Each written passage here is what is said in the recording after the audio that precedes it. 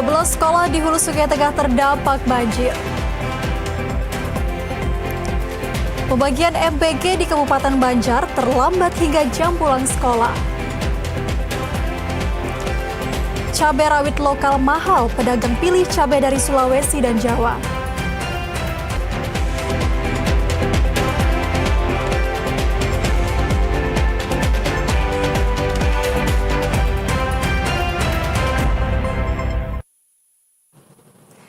Assalamualaikum warahmatullahi wabarakatuh, selamat sore dan salam damai Banua. Saudara kembali menyaksikan Kalimantan Selatan hari ini edisi Sabtu 10 Januari 2026.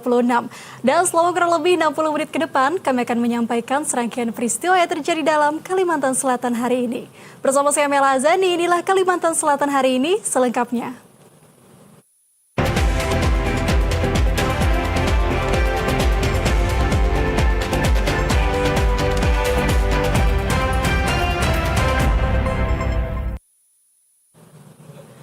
Mengawali Kalimantan Selatan hari ini, saudara, sebanyak 13 satuan sekolah di bawah Dinas Pendidikan Kabupaten Hulu Sungai Tengah terendam banjir. Kegiatan belajar mengajar di sekolah terdampak banjir dilaksanakan secara situasional. Sebanyak 13 satuan sekolah terdiri dari 2 satuan pendidikan PAUD, 9 sekolah dasar dan 2 SMP di Kabupaten Hulu Sungai Tengah terdampak banjir dengan ketinggian mulai 15 cm hingga 60 cm. Akibatnya ratusan peserta didik terdampak langsung akibat banjir. Atas kondisi ini, Dinas Pendidikan setempat memberikan kewenangan kepada kepala sekolah untuk mengambil kebijakan kegiatan belajar mengajar dengan luring atau daring. Kepala SDN Pahalatan Muhammad Husni mengatakan, SDN Pahalatan merupakan salah satu sekolah yang berada di perairan rawa dan pasti selalu terdampak banjir setiap tahunnya. Pihaknya berharap pemerintah daerah ke depan meninggikan sekolahnya agar jika kondisi banjir melanda sekolah ini, kegiatan belajar mengajar tetap bisa dilaksanakan. Di SD kami ini adalah SD yang ada di kecamatan yang paling ujung, artinya letaknya di dataran paling rendah di sini. Maka setiap tahunnya pasti kami terdampak banjir di untuk lokasi sekolah. Untuk tahun ini adalah tahun yang mungkin paling dalam lah. Jadi harapan kami di sini ke depannya mudah-mudahan untuk sekolah kita ini bisa diangkat atau ditinggikan. Muhammad Husni juga berharap selain meninggikan sekolah, pemerintah daerah juga meninggikan ataupun mengeraskan jalan akses di Desa Pahalatan, dikarenakan rata-rata guru yang mengajar di SDN Pahalatan bertempat tinggal di luar Desa Pahalatan. Di samping itu, Dinas Pendidikan setempat terus melakukan pemantauan dan koordinasi dengan pihak terkait guna mencari solusi terbaik bagi sekolah-sekolah rawan banjir. Ahmad Rizky, kontributor TVRI Kalimantan Selatan. Sejak tahun lalu, tanggul air yang ada di Kelurahan Raya Belanti jebol yang mengakibatkan pemukiman warga tergenang oleh air. Bahkan warga telah berupaya melakukan perbaikan secara swadaya hingga 2 kali, namun tanggul tetap jebol. Selain curah hujan yang cukup tinggi yang terjadi di Kelurahan Raya Belanti yang menyebabkan banjir, tanggul yang jebol menjadi salah satu penyebab pemukiman warga tergenang air hingga 50 cm. Bahkan sejak 1 tahun terakhir, warga telah berupaya melakukan perbaikan tanggul yang jebol secara swadaya sebanyak 2 kali, namun tidak membuahkan hasil. Aliran air yang deras membuat tanggul yang diperbaiki warga mengalami kerusakan yang cukup parah.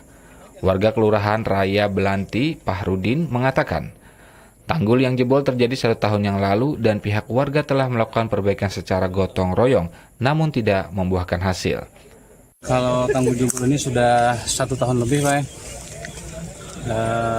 Sudah kita upayakan untuk memperbaiki dengan swadaya masyarakat, dengan perusahaan terdekat, itu sudah dilaksanakan. Namun sudah 2 kali dilaksanakan, cuman masih gagal. Kemudian selanjutnya harapan kita untuk saat ini, kita minta bantuan ke pemerintah daerah agar segera dilaksanakan. Itu aksesnya kemana? Selain tanggul jalan juga, Pak? Selain tanggul, ini juga akses jalan, kemudian berdampak banjir ke wilayah Cempaka dan pemukiman masyarakat di daerah Cempaka RT 12, 13, dan 14. Kepala Dinas PUPR Yustan Ajidin mengatakan pihaknya akan berkoordinasi dengan Balai Sungai terlebih dahulu untuk memperbaiki tanggul yang jebol. Kita tindak lanjuti mungkin dulu dengan perencanaan seperti apa, melihat kondisi tanggul tersebut karena debit air yang cukup besar. Itu tanggung jawab siapa, Pak? Ya memang kalau sungai itu kewenangan provinsi, tapi untuk jalan tanggulnya itu memang kita kabupaten. Jadi dua tuh sebenarnya tanggung jawabnya, Pak? Warga meminta kepada pemerintah daerah agar dapat secara mungkin memperbaiki tanggul yang jebol, karena selain menggenangi pemukiman, namun juga merusak area persawahan milik warga. Transisi pasca bencana, pemerintah Kabupaten Balangan fokus melakukan perbaikan rumah warga terdampak dengan kategori rusak berat. Transisi pasca bencana ini akan langsung hingga 4 Februari 2026 mendatang. Masuki transisi pasca bencana, pemerintah Kabupaten Balangan berfokus pada pemulihan kehidupan dasar masyarakat. Kepala Pelaksana BPBD Balangan, Rahmi, menjelaskan, dalam fase transisi pasca bencana yang berlangsung hingga 4 Februari 2026 mendatang, pihaknya juga akan berkonsentrasi pada perbaikan 43 rumah warga terdampak banjir bandang dengan kategori rusak berat. Ia menyebut material bangunan guna perbaikan rumah ini juga sudah disalurkan ke rumah-rumah terdampak. Ia menjelaskan untuk rumah-rumah warga terdampak dengan kategori rusak, sedang, dan ringan akan dilanjutkan menggunakan APBD 2026. Yang pertama kita laksanakan adalah perbaikan rumah berat, rusak berat. Itu dari kunjungan Pak Wapres hari ini sudah terlihat tadi di titik lokasi dropping material, kemudian tukang sudah mulai bekerja, sudah mulai melakukan perbaikan. Mudah-mudahan kerusakan rumah berat ini diprioritaskan dulu agar warga bisa kembali ke rumah, bisa beraktivitas. Sedangkan untuk rusak sedang dan ringan ini nanti terus berlanjut melalui anggaran tahun 2026. Berdasarkan data yang dihimpun TVRI, musibah banjir ini berdampak terhadap rusaknya 455 rumah dengan berbagai kategori, dengan rincian 43 rumah rusak berat, 180 rumah rusak sedang, dan 232 rumah rusak ringan. Di samping itu, Kalak BPBD Balangan memastikan tidak ada warga terdampak banjir bandang yang mengungsi dikarenakan kondisi mulai berangsur membaik. Ahmad Rizky, kontributor TVRI Kalimantan Selatan. Dua wilayah di Kota Banjarbaru masih terdampak banjir dengan ketinggian berkisar antara 30 hingga 50 cm. BPBD Banjarbaru pastikan belum ada rumah warga yang rusak akibat banjir. Kondisi banjir yang merendam sejumlah titik di Kota Banjarbaru selama 2 pekan terakhir mulai menunjukkan tren penurunan. Berdasarkan data terbaru dari BPBD Kota Banjarbaru, meskipun genangan air di beberapa kawasan mulai surut, ribuan warga dilaporkan masih terdampak dan sebagian besar aktivitas masyarakat belum sepenuhnya pulih. Dua wilayah yang masih terdampak banjir yakni Kelurahan Landasan Ulin Timur dan Kelurahan Landasan Ulin Selatan, dengan ketinggian air mencapai lutut orang dewasa atau berkisar antara 30 hingga 50 cm. Kepala Bidang Kedaruratan dan Logistik BPBD Banjarbaru, Harun Ar-Rasyid, mengatakan, sampai saat ini masih ada 2 wilayah terdampak banjir yakni Kelurahan Landasan Ulin Selatan karena daerah resapan dan Kelurahan Landasan Ulin Timur karena daerah rendah hingga air masih menggenang sampai saat ini. Sampai saat ini saya pikir tidak ada perubahan dari beberapa hari yang lalu. Titik banjir masih terkonsentrasi di daerah Landasan Ulin Selatan. Ya, memang di daerah sana kan daerah resapan ya, daerah Pengayuan dan sebagainya. Kemudian ada daerah yang memang dataran agak lebih rendah daripada yang lain di Landasan Ulin Timur, di daerah Teras Pelangi. Pantauan terakhir masih semata kaki sampai sebatas setengah lutut. Tidak ada penambahan tinggi, jadi sekitar 30 cm lah. Di dalam rumah sudah banyak yang sudah kering.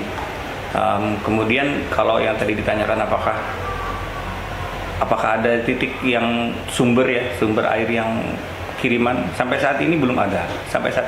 Mengingat curah hujan sudah mulai berkurang dalam 1 hari terakhir ini. Diketahui warga terdampak banjir di wilayah Kota Banjarbaru sebanyak 2.842 jiwa dengan 578 rumah terdampak di 8 kelurahan sekota Banjarbaru. Meski demikian, BPBD Banjarbaru belum menerima laporan kerusakan rumah warga maupun sarana umum akibat banjir. Selama beberapa bulan terakhir ini, warga Desa Sawang, khususnya Jalan Sragen, keluhkan akses jalan yang rusak dan tertutup lumpur. Bahkan jalan ini menjadi salah satu jalan menuju sekolah SMKN 1 Tapin Selatan. Selama beberapa bulan terakhir ini, para siswa SMKN 1 Tapin Selatan terpaksa harus melewati jalanan lain untuk mencapai sekolah mereka.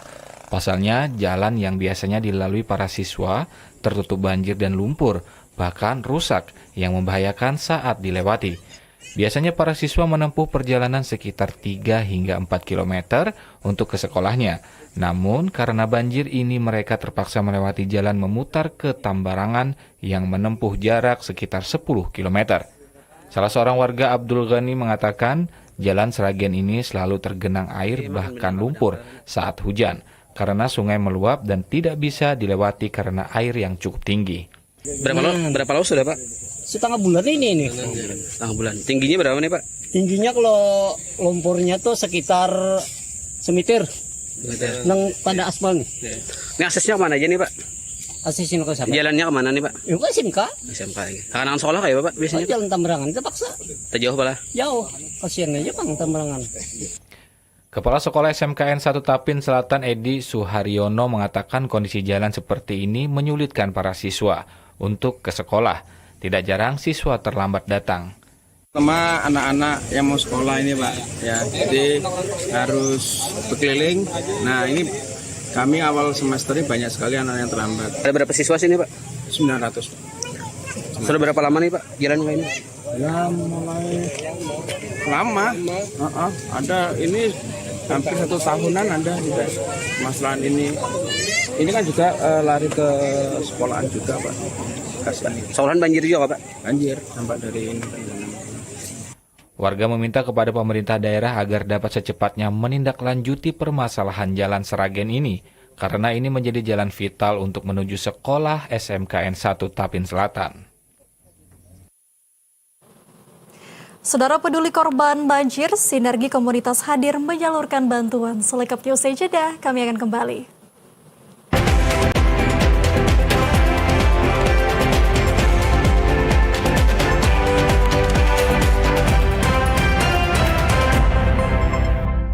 Pemenuhan gizi dalam masa pertumbuhan anak menjadi salah satu syarat mutlak membangun generasi unggul sebagai fondasi Indonesia Emas 2045. Program makan bergizi gratis yang digagas Presiden Prabowo Subianto merupakan langkah konkret pemerintah untuk mendongkrak kualitas sumber daya manusia menuju Indonesia Emas 2045.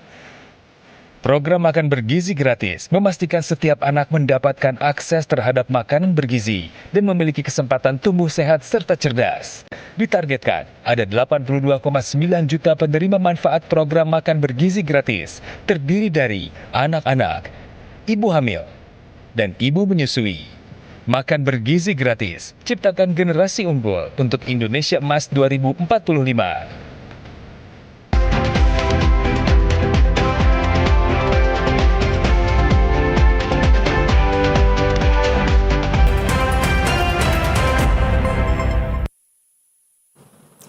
Saudara, banjir yang telah berlangsung selama beberapa pekan masih merendam permukiman warga di Kabupaten Banjar, termasuk di Desa Sungai Batang, Martapura Barat. Sebagai bentuk kepedulian, sejumlah komunitas turun langsung ke lokasi untuk menyalurkan bantuan sembako dan pakaian bagi warga yang terdampak. Banjir masih merendam sejumlah wilayah permukiman warga di Kabupaten Banjar, termasuk di Desa Sungai Batang, Martapura Timur. Genangan air belum juga sepenuhnya surut dan memaksa warga bertahan di tengah keterbatasan dengan kondisi rumah terendam dan akses jalan desa sulit dilalui. Warga terpaksa beraktivitas di tengah genangan air dan membatasi pemenuhan kebutuhan sehari-hari. Kelompok rentan seperti lansia dan anak-anak menjadi yang paling membutuhkan perhatian. Melihat kondisi ini, berbagai komunitas termasuk gabungan dari Hasnur Group dan unit pengumpul zakat turun langsung ke lokasi banjir menyalurkan bantuan kemanusiaan berupa paket sembako dan pakaian layak untuk membantu memenuhi kebutuhan dasar warga terdampak banjir. Bahwa saat ini ada 376 rumah yang terendam dan 491 kakak, dan untuk jiwanya 1.471. untuk sampai dengan kemarin dan hari ini. Kami atas nama Pemuda Sungai Batang dan juga warga Sungai Batang umumnya mengucapkan terima kasih kepada Hasnur Group, Hasnur Center dan pemuda Bakti Banua yang telah sudi membantu kami dan warga kami di Sungai Batang. Berdasarkan kepedulian dari kami semuanya untuk menyalurkan hari ini ada bantuan sembako dan juga pakaian ke desa Sungai Batang. Mudah-mudahan ini dapat membantu masyarakat di sini untuk memberikan semangat kepada mereka, karena hari ini bisa kita lihat para lansia juga banyak yang terdampak karena banjir. Di sini kami tadi membagikan sekitar 491 KK pembagian sembako untuk warga masyarakat di sini. Di tengah kelelahan menghadapi banjir berkepanjangan, bantuan ini menjadi penyemangat bagi warga untuk tetap bertahan. Warga berharap banjir segera surut dan aktivitas dapat kembali normal. Bantuan dan kepedulian dari berbagai pihak masih sangat dibutuhkan. Pembagian makan bergizi gratis atau MBG di SD Negeri Cindai Alus 1 Kabupaten Banjar mengalami keterlambatan pada Jumat kemarin. Dari jadwal tiba pukul 10, MBG baru sampai di sekolah sekitar pukul 11.30. Akibatnya murid harus menunggu lebih lama, bahkan untuk siswa kelas 1 pembagian makanan sudah melewati jam pulang sekolah. Pembagian makan bergizi gratis atau MBG di SD Negeri Cindai Alus 1 Kabupaten Banjar mengalami keterlambatan pada Jumat kemarin. MBG yang semula dijadwalkan tiba pukul 10 baru sampai di sekolah sekitar pukul 11.30. Akibat keterlambatan ini sejumlah murid harus menunggu lebih lama sebelum dapat menikmati makanan. Bahkan untuk siswa kelas 1, waktu pembagian MBG sudah melewati jam pulang sekolah. Kedepannya orang tua siswa berharap kejadian serupa tidak terulang, karena keterlambatan seperti ini dapat terasa dampaknya, terutama bagi anak-anak yang belum sempat sarapan sebelum berangkat ke sekolah. Kemarin tadi loh, adiknya tuh agak telat, adiknya tuh kalau hari biasa tuh jam 10 Pak. Ini datangnya hari Jumat jam setengah 12 hanya datang Pak. Berarti anak-anak ini menunggu banget Bu ya, MBG-nya tidak makan jadi. Menunggu benar Pak, dari jam 9:04 yang kelas 1 tadi tuh sudah berikan. Nah sampai sekarang nih. Kita jangan sampai terlambat-lambat kayak gini lagi, soalnya untuk anak-anak SD ini mereka lebih antusias menyambut datangnya MBG. Baru pertama kali ini kan telat atau seperti apa Bu? Sepertinya. Baru ini ya ada ketelatan. Kalau biasa kan MBG datang jam 10, anak-anak pulang jam 12 apa jam 1. Pihak sekolah dan penyelenggara MBG diharapkan dapat melakukan evaluasi agar distribusi makanan bergizi gratis berjalan tepat waktu. Dengan adanya evaluasi dan perbaikan, program makan bergizi gratis dapat berjalan lebih tepat waktu dan memberikan manfaat optimal bagi penerima manfaat. Saudara, kondisi kesehatan seorang lansia korban banjir di Sungai Lulut Dalam, Banjarmasin memburuk setelah beberapa hari bertahan di posko darurat. Tim gabungan terpaksa mengevakuasi lansia tersebut dari musola menuju rumah sakit menggunakan perahu dan digendong menuju ambulans karena kondisi medan jalan yang masih tergenang air. Suryansah lansia berusia 70 tahun lebih ini tak lagi mampu bertahan di musola Mujahidin Sungai Lulut Dalam, Banjarmasin yang dijadikan sebagai posko pengungsian darurat. Setelah beberapa hari tinggal di posko, kondisi fisiknya kian melemah dan terus memburuk. Tim gabungan dari BPBD Kota Banjarmasin, Dinas Kesehatan, bersama warga bergegas melakukan evakuasi. Menggunakan perahu bantuan dari Balai Wilayah Sungai Kalimantan 3, Suryansah dikeluarkan dari area banjir.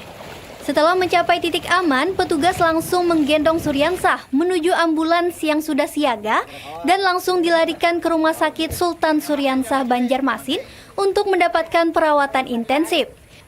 Mengingat korban sebelumnya tinggal sebatang kara di tengah kepungan banjir. Ketua RT setempat menyebut di Sungai Lulut Dalam sendiri ada 2 lansia yang dilaporkan sakit. Namun 1 lansia lainnya memilih tetap bertahan di rumah atas permintaan keluarga. Di pengungsian dan beberapa hari ini fisik Sidin mengalami penurunan, penyakit sudah semakin timbul. Di antaranya yang dialami batis bengkak, terus lambung Sidin juga kayaknya ada bermasalah, kaki Sidin melancat dan banyak lagi. Kini masih terdapat 177 kakak dengan 453 jiwa yang terdampak banjir. Dinas Kesehatan terus memantau kesehatan para pengungsi, terutama kelompok lansia, ibu-ibu, hingga anak-anak yang sangat rentan terhadap penyakit. Informasi mengenai cabai rawit lokal mahal, pedagang pilih cabai dari Sulawesi dan Jawa akan kami hadirkan usai jeda. Tetaplah bersama kami.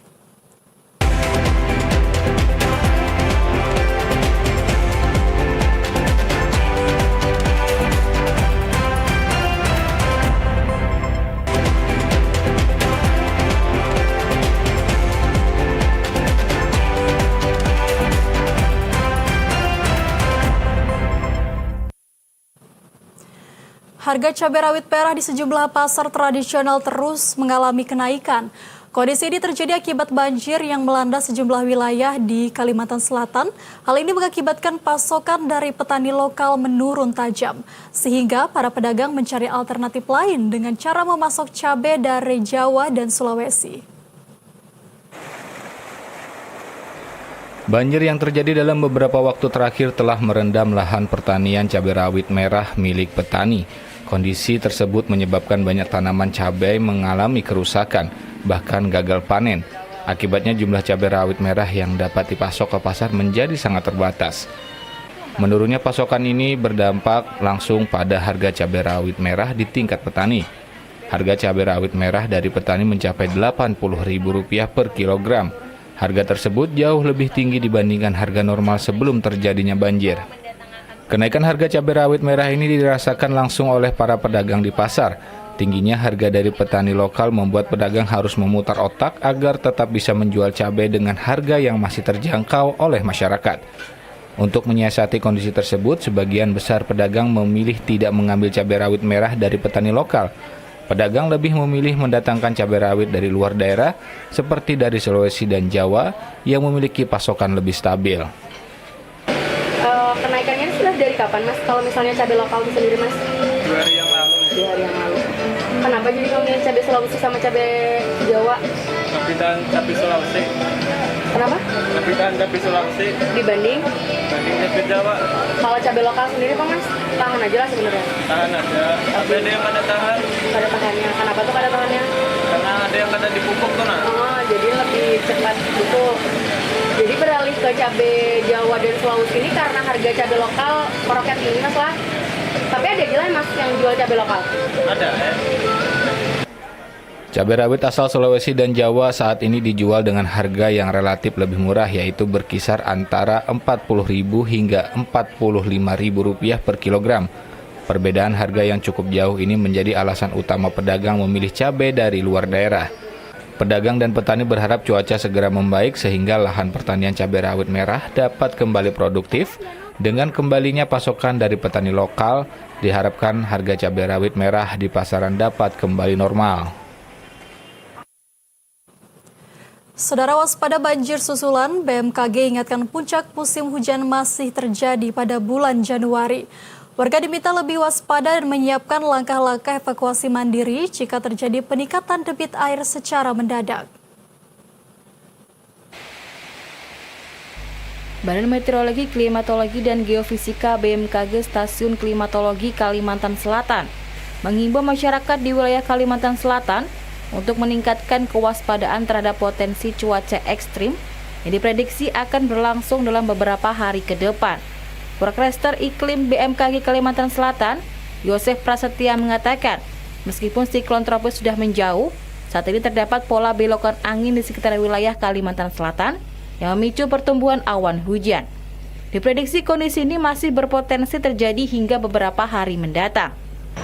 Kalau dari akhir Desember kemarin itu ada siklon tropis, jadi ada siklon tropis di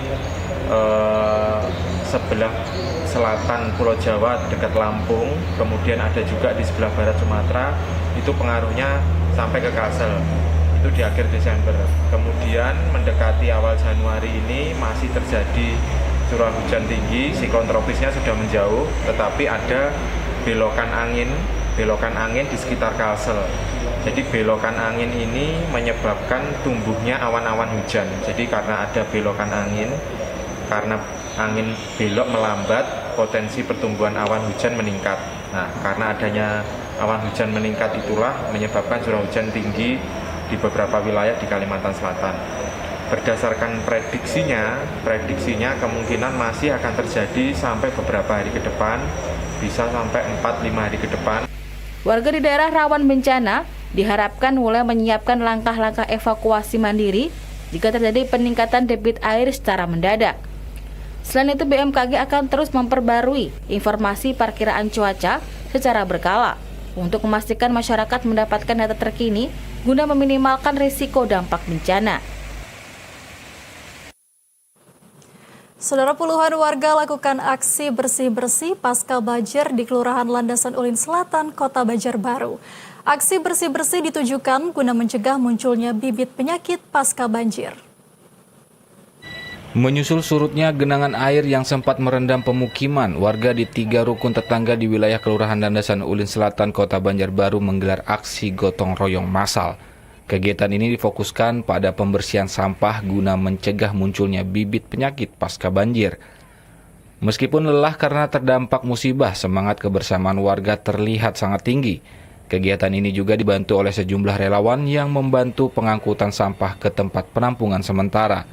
Camat Liang Anggang, Lia Astuti mengatakan, aksi bersih-bersih ini terfokus pada titik terdampak banjir karena banyak sampah-sampah yang berserakan di rumah warga.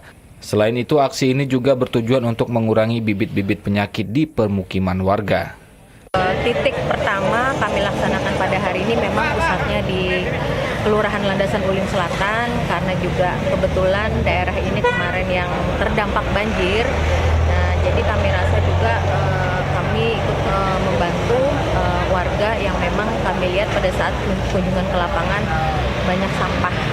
Jadi mereka sudah kebanjiran, kemudian juga ternyata ini banyak sampah yang masuk rumah pada saat banjir. Sementara Ketua RT 02 Landasan Ulin Selatan, Hendra, mengatakan semua warga terlibat untuk menjaga kebersihan lingkungannya. Tanggapannya itu antusiasnya luar biasa lah dari masyarakat dan ini sangat membantu lah dalam dampak banjir. Kalau kegiatan seperti ini belum perlu kita rutinkan. Kecuali misalkan kayak ada banjir baru kita inikan lah. Pokoknya alhamdulillah sangat mendukung lah kita kalau ada kegiatan seperti itu. Kesulitannya tidak ada sih. Alhamdulillah masyarakat responnya baik lah. Kondisi wilayah saat ini terpantau sudah jauh lebih bersih, namun warga tetap diminta waspada terhadap potensi hujan dengan intensitas tinggi yang masih mungkin terjadi dalam beberapa hari ke depan.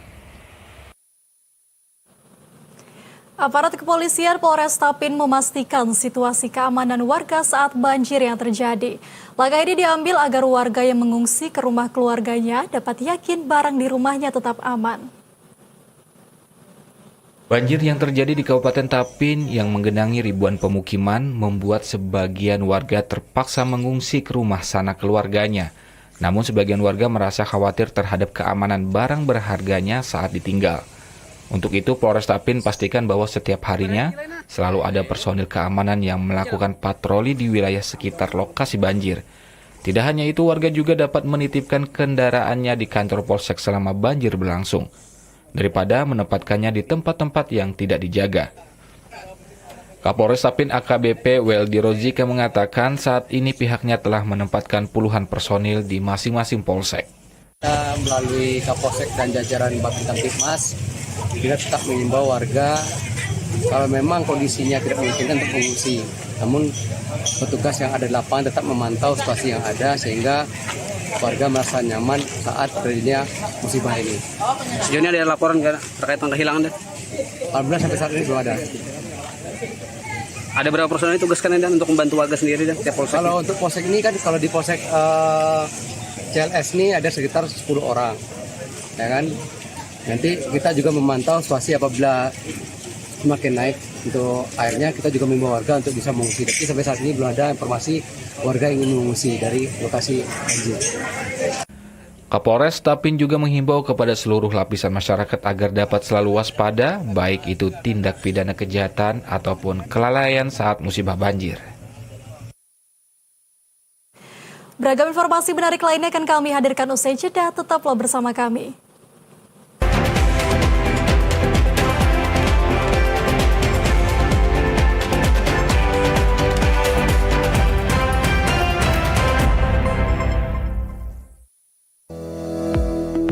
Karena saat itu indah dan menyenangkan. Stroke itu adalah sebenarnya penyakit komplikasi. Pertolongan pertama stroke adalah dengan menusuk jarum ke jari. Mitos atau fakta ini, Dok? Mitos. Yang ada hubungan lagi, itu kan pembuluh darah yang dikeluarkan adalah pembuluh darah kapiler. Kebersihan organ kewanitaan, menjaganya dan juga memperhatikannya itu menjadi poin penting. Karena sifatnya stunting ini dia tidak bisa diperbaiki. Dalam Hidup Sehat akan membahas tema-tema yang sangat menarik seputar kesehatan, baik itu untuk kesehatan fisik maupun juga kesehatan mental. Tapi ternyata ketika anak itu bicaranya terlambat, kemampuan yang lain juga akan terlambat. Kalau anaknya sudah terpapar gadget berlebihan itu mudah bosan karena tadi dia menerima banyak stimulasi dalam satu waktu. Terus saksikan Hidup Sehat hanya di TVRI Kalimantan Selatan.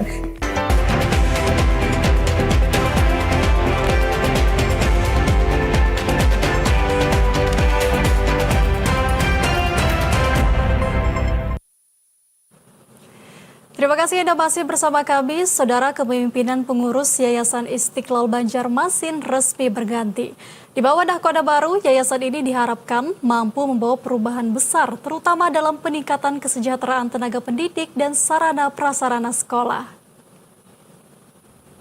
Perjalanan Yayasan Istiqlal Banjarmasin dimulai pada tahun 2005 di bawah kepemimpinan almarhum Supriyadi.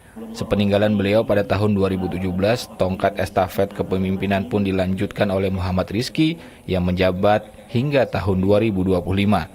Kini memasuki tahun 2026, estafet kepemimpinan tersebut resmi berlanjut di bawah nahkoda Ibnu Majah. Di bawah kepengurusan baru ini, Yayasan Istiqlal menetapkan target adanya pembangunan musola yang lebih layak dan aman bagi para siswa. Selain infrastruktur, peningkatan kesejahteraan tenaga pendidik juga menjadi prioritas utama demi menunjang kualitas pendidikan yang lebih baik. Awal sih yang saya lihat yang paling ujian itu adalah musola, itu yang menjadi titipan para guru kemarin sempat berbicara kepada saya juga segera dibangun, karena setiap siswa dan siswi untuk melakukan sholat itu agak terganggu karena ada bentuk-bentuk yang dari bangunan itu yang terlalu tinggi resikonya kalau misalkan terjadi ambruk atau seperti apa jenisnya lah. Jadi itu mungkin langkah awal yang kami bawa.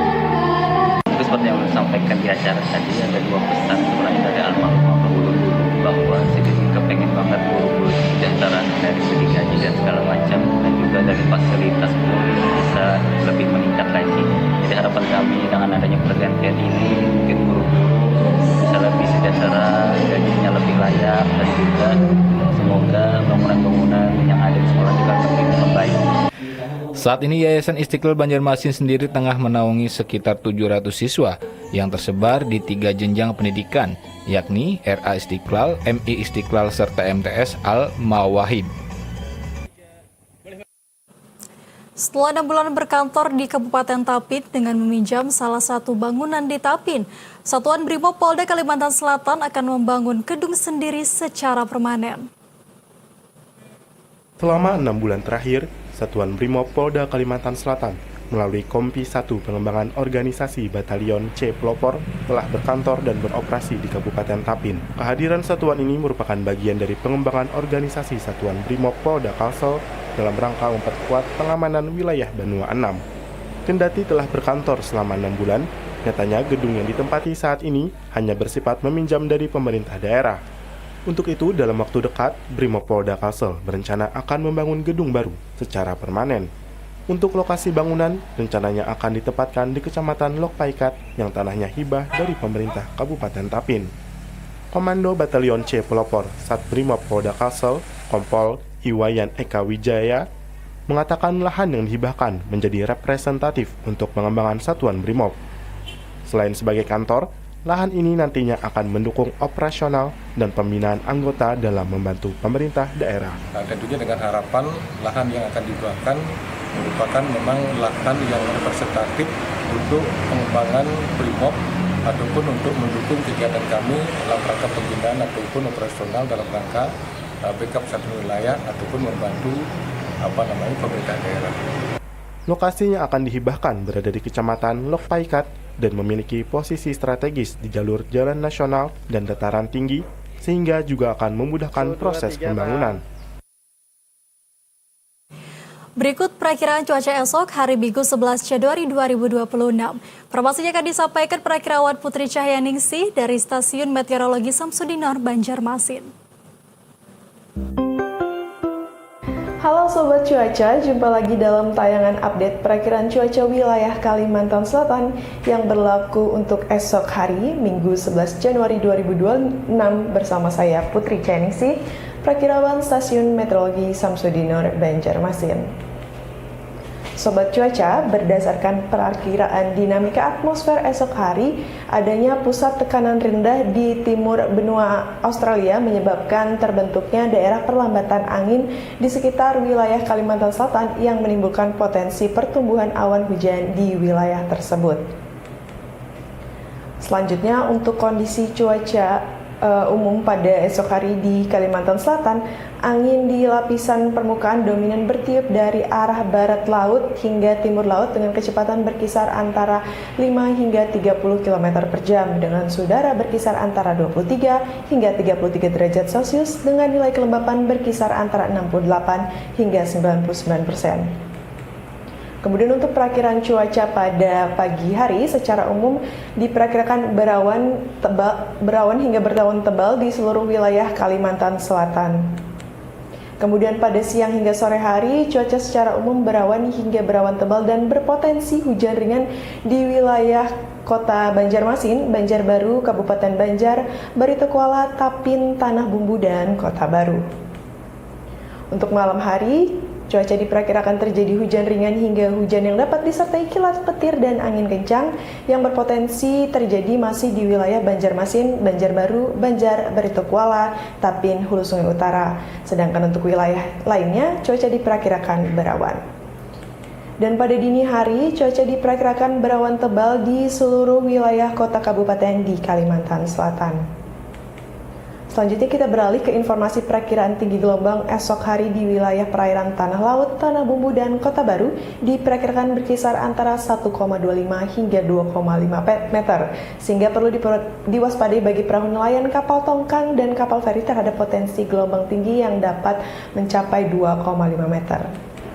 Kami menghimbau kepada masyarakat Kalimantan Selatan untuk selalu waspada terhadap dampak bencana hidrometeorologi, yaitu banjir, banjir bandang, tanah longsor, jalanan licin dan tergenang, pohon tumbang maupun sambaran petir, serta diharapkan selalu berhati-hati saat beraktivitas di luar ruangan. Demikian update perakiran cuaca wilayah Kalimantan Selatan yang dapat kami sampaikan. Untuk informasi lebih lanjut, Sobat dapat mengakses aplikasi Info BMKG atau bisa juga melalui Instagram kami di @cuacakalsel.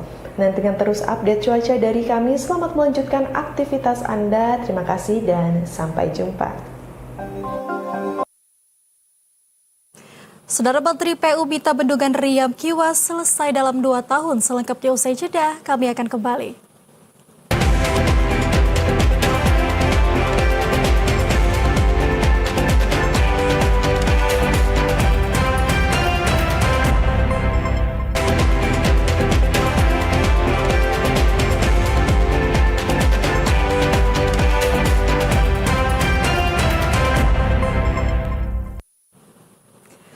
Saudara Menteri Pekerjaan Umum memastikan pengerjaan Bendungan Riam Kiwa dapat diselesaikan dalam 2 tahun ke depan.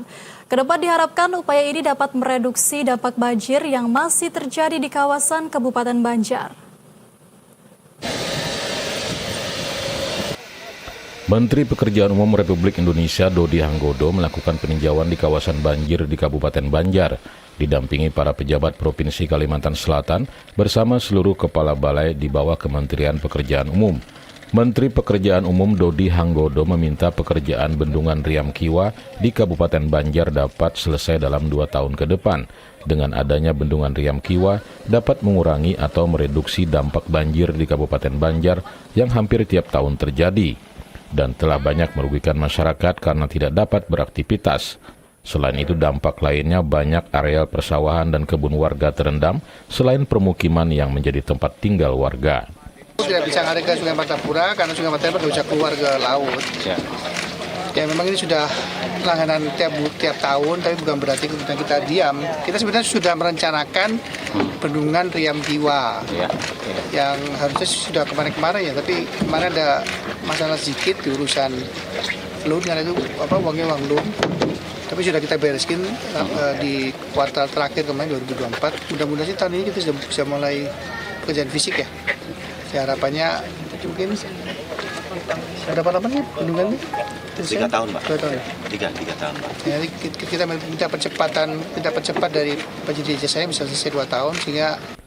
Sementara itu pada kesempatan berbeda, Gubernur Kalimantan Selatan Haji Muhyiddin menegaskan pihaknya juga berupaya untuk pendekatan dengan tokoh di kawasan muara Sungai Alalak untuk dapat dilakukan pengurukan sungai dan perluasan muara guna mempercepat turunnya air dari Sungai Martapura.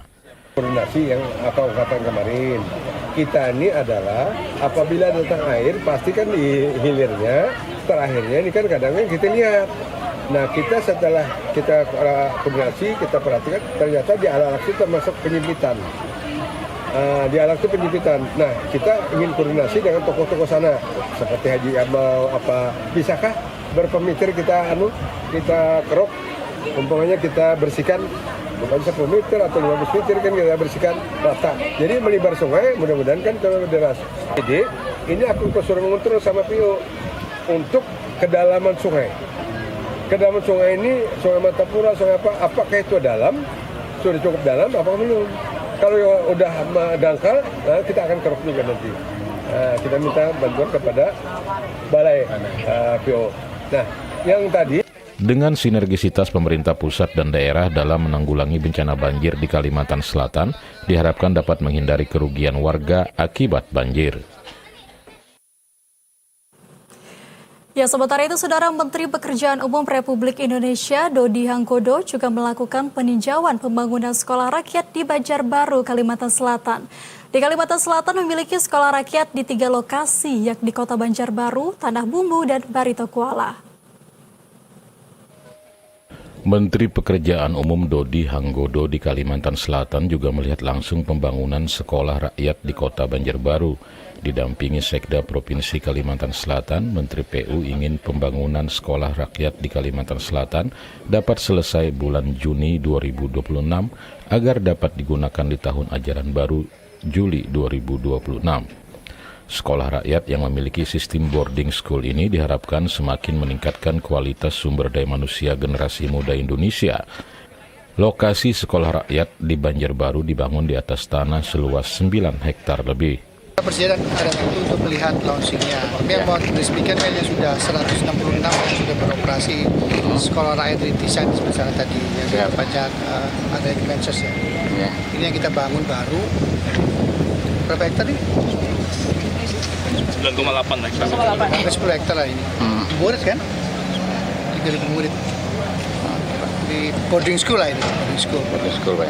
Boarding school 3.000 murid, kita siapkan semuanya. Cuman tugas PU adalah membangun fisiknya. Ada lapangan olahraga, ada tempat belajar, ada tempat tidur, ada tempat makan. Itu Mas, targetnya Juni, 30 Juni harus selesai. Wajib. Tahun ini Pak? Ya, karena kan Juli 2026 kan sudah masuk ajaran baru. Sementara Sekda Provinsi Kalimantan Selatan, M. Syarifuddin, menyampaikan pembangunan sekolah rakyat ini disambut baik pemerintah daerah karena sangat bermanfaat untuk peningkatan pendidikan masyarakat di Banua dengan sistem boarding school. Hari Senin ini Pak Presiden akan melakukan semacam ranking dalam rangka pembangunan sekolah rakyat ini yang ada di Banjarbaru. Yang ini untuk yang di Pemprov sendiri bagaimana Pak? Yang jelas ini ada 3 lokasi yang sementara ini yang untuk ada di Kemensos, Balai, kemudian ada di Luhur dan juga di PLK. Nah mungkin nantinya itu akan digabung, apakah itu nantinya masuk provinsi atau nanti di punya kota, kita lihat dulu. Peluncuran sekolah rakyat secara nasional akan mengambil tempat di Banjarbaru ini rencananya akan dihadiri Presiden Republik Indonesia Prabowo Subianto. Sekolah rakyat permanen segera dibangun di lahan seluas 10 hektar di Kelurahan Guntung Manggis, Kota Banjarbaru. Rencana ini ditarget rampung pada Juni 2026 mendatang. Kabar gembira datang bagi dunia pendidikan di Kota Banjarbaru. Proyek ambisius pembangunan sekolah rakyat permanen akan segera dimulai. Tidak tanggung-tanggung, fasilitas pendidikan ini akan menempati lahan seluas 10 hektar yang berlokasi strategis di wilayah Guntung Manggis, Kota Banjarbaru. Pembangunan ini merupakan bagian dari komitmen pemerintah untuk menyediakan akses pendidikan yang layak, modern, dan inklusif bagi seluruh lapisan masyarakat. Proyek ini ditargetkan rampung sepenuhnya pada tahun 2026 sehingga dapat segera digunakan oleh para siswa di tahun ajaran baru berikutnya. Sekolah rakyat permanen ini dirancang tidak hanya sebagai tempat belajar mengajar biasa, namun juga sebagai pusat pengembangan karakter dan kreativitas siswa. Sekretaris Jenderal Kemensos RI, Robben Riko mengatakan, pihaknya melakukan pengecekan progres pembangunan sekolah rakyat yang permanen yang ada di Kota Banjarbaru. Sekaligus kemudian tadi dari Kementerian PU melakukan proses monitoring dan evaluasi rutin. Kita melakukan pengecekan progres pembangunan sekolah rakyat yang permanen yang ada di Kota Banjarbaru. Sekaligus kemudian tadi teman-teman dari Kementerian PU, Buses tadi melakukan proses monitoring dan evaluasi rutin ya. Apa yang harus ada percepatan, kemudian apa yang harus dilakukan untuk kemudian prosesnya nanti bisa diharapkan tepat waktu. Ya, Juli tahun ini anak-anak kita biar bisa kemudian pindah ke lokasi yang baru ini sesuai dengan apa yang sudah disiapkan oleh Pak Presiden. Pembangunan gedung permanen sekolah rakyat di Kalsel, terutama di Banjarbaru, ditarget selesai pada pertengahan tahun 2026. Sehingga siswa dan siswi yang masih belajar di sekolah rakyat sebelumnya bisa dengan segera belajar di lokasi baru sesuai dengan apa yang disiapkan Presiden Republik Indonesia, Prabowo Subianto. Kalimantan Selatan mampu produksi padi mencapai 1,2 juta ton tahun 2025. Sementara untuk indeks ketahanan pangan Kalimantan Selatan mampu berada di peringkat teratas secara nasional berkat kerjasama yang baik dari semua elemen ketahanan pangan. Usai melakukan panen raya di Desa Beringin, Kabupaten Barito Kuala, Kalimantan Selatan, Gubernur Kalimantan Selatan Haji Muhyiddin menyampaikan Kalimantan Selatan mampu menjaga tingkat produksi padi masuk dalam 10 besar nasional dengan capaian produksi mencapai 1,2 juta ton gabah. Keberhasilan surplus beras ini berkat kerja keras para petani, penyuluh, brigade pangan, serta kekompakan Forkopimda di Kalimantan Selatan. Dengan sinergisitas Dinas Pertanian Provinsi dengan Kabupaten Kota berhasil menjaga tingkat produksi padi untuk selalu dalam kondisi surplus. Kalimantan Selatan juga dapat memasok ke Kalimantan Tengah khususnya produksi padi dari Barito Kuala. Akhirnya kita ini kalau produksi padi dan beras itu kita peringkat 10 ranking 10. Tetapi sementara itu, Kepala Dinas Pertanian dan Ketahanan Pangan menyampaikan untuk indeks ketahanan pangan Kalimantan Selatan mampu berada di peringkat atas mengalahkan Bali. Upaya ini berkat sinergi dengan seluruh komponen seperti para petani, penyuluh, serta TNI Polri.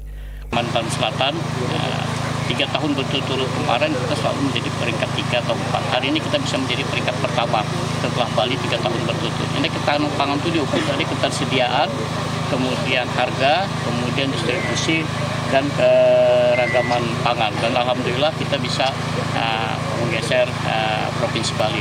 Sesuai arahan Pak Gubernur tadi, tahun-tahun berikutnya pasti kita harus meningkatkan terus. Bagaimana cara meningkatkannya? Yang 1 kali tanam menjadi 2 kali tanam, dan yang 2 kali tanam kita polakan menjadi 3 kali tanam. Di belakang.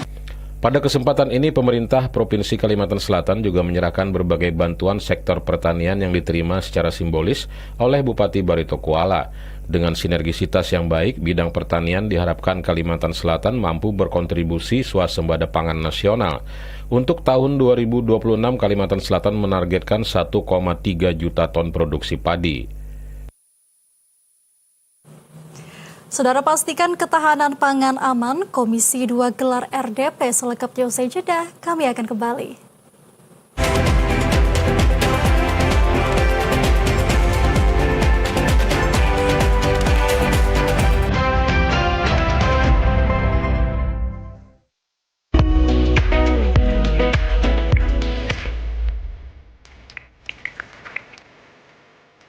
Menjelajahi kota seribu sungai, tak lengkap rasanya apabila tak juga menikmati kekhasan panganan. Bagi orang asli Banjar, ketupat kandangan dan soto Banjar sangat dekat dengan kehidupan.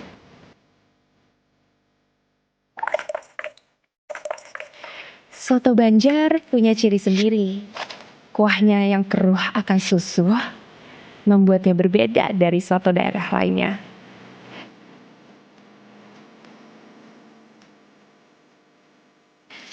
Cita rasa yang gurih akan kaldu membuatnya layak untuk dirindu.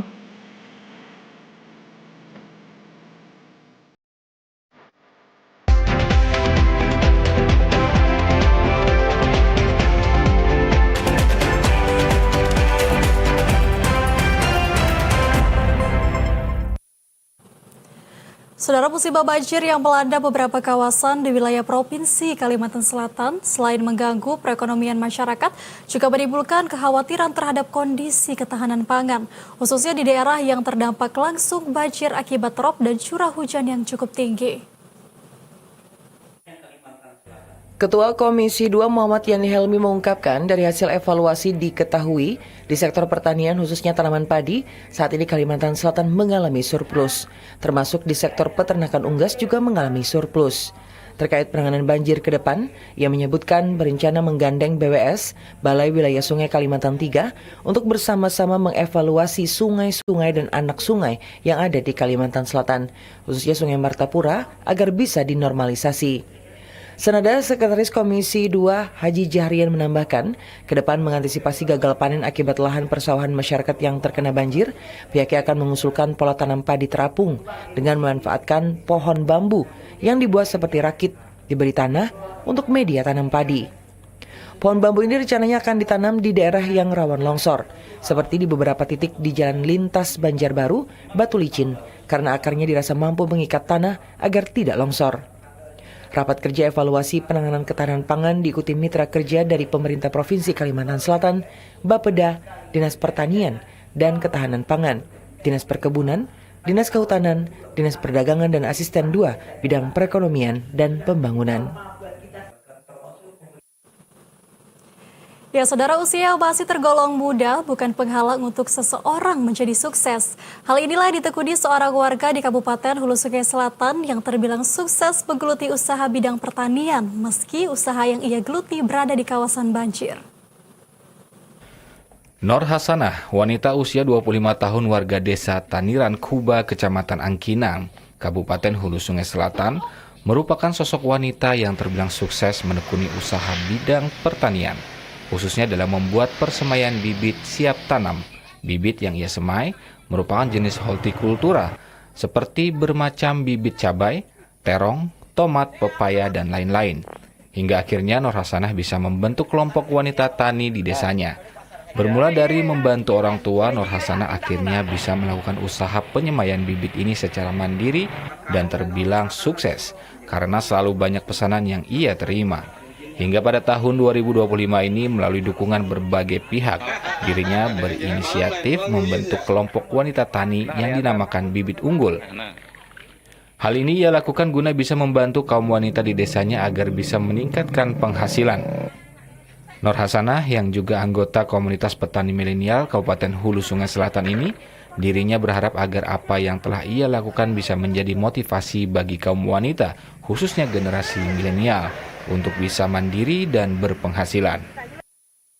Saya terinspirasi untuk membentuk KWT di desa ini, ingin membantu para wanita di desa saya untuk bisa meningkatkan pendapatan ekonomi keluarga. Karena di daerah saya pun sering terjadi banjir, jadi para penduduk di desa ini pun berinisiatif untuk menggunakan setiap halaman rumah mereka untuk membuat rumah persemaian bibit. Kegiatan Nur Hasanah yang telah dilakukan selama ini juga telah mendapat penghargaan dari pemerintah Kabupaten Hulu Sungai Selatan sebagai wanita inspiratif. Pada momentum Hari Ibu tahun 2025, kegiatan yang dilakukan perempuan ini juga mendapat dukungan dari Balai Penyuluhan Pertanian Kecamatan Angkinang, sehingga diharapkan bisa menjadi contoh positif.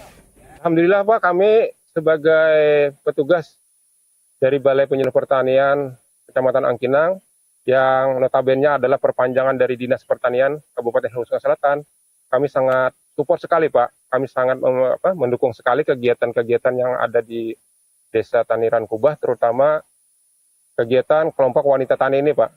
Karena kelompok wanita tani ini rata-rata anggotanya adalah kaum milenial yang dari hasil sudah bisa kita lihat peningkatan ekonomi. Dari kesuksesan yang diraih Nur Hasanah yang tetap menjalankan usaha dan bisa membentuk kelompok wanita tani meski seluruh desa direndam banjir berbulan-bulan, hal ini menunjukkan bahwa setiap musibah tidak selalu menimbulkan kerugian, tetapi bisa menjadi hikmah dan berkah jika ditanggapi dengan bijak dan penuh kesabaran. Ya saudara, tuntas sudah perjumpaan kita dalam Kalimantan Selatan hari ini. Saya Mela Azani, mewakili kerabat kerja bertugas mengucapkan terima kasih atas kebersamaan Anda. TVRI satu langkah untuk Piala Dunia. Wassalamualaikum warahmatullahi wabarakatuh. Selamat sore dan salam damai Bandua.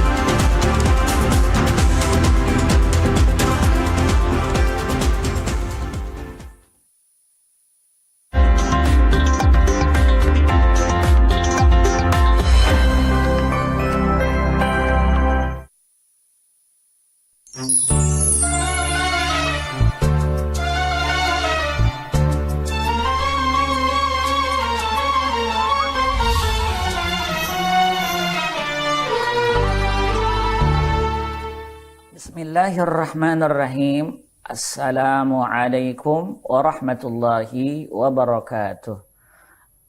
Alhamdulillahi rabbil alamin.